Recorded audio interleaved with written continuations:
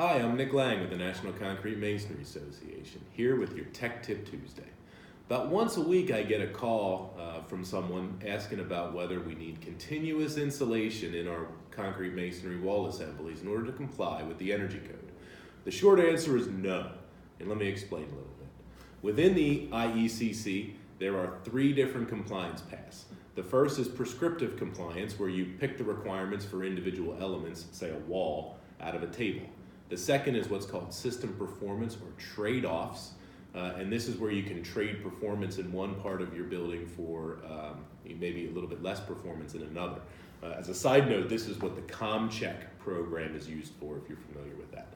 And the third one is whole building energy analysis, which is really a detailed energy simulation of the entire building. Now, of those 3 compliance paths, the only one that mentions requirements for continuous insulation is the prescriptive compliance path.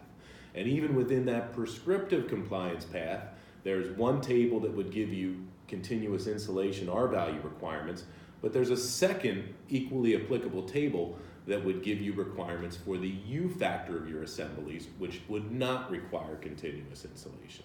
So I know it's all confusing, and we actually have a frequently asked question that covers all this, but when I get the question about continuous insulation, I point people towards the table for the U factors if they're working with the prescriptive compliance path, or move them over to the trade-off options or whole building energy analysis depending on the situation. So again, short answer is concrete masonry walls don't require continuous insulation. You just need to pick the right compliance path.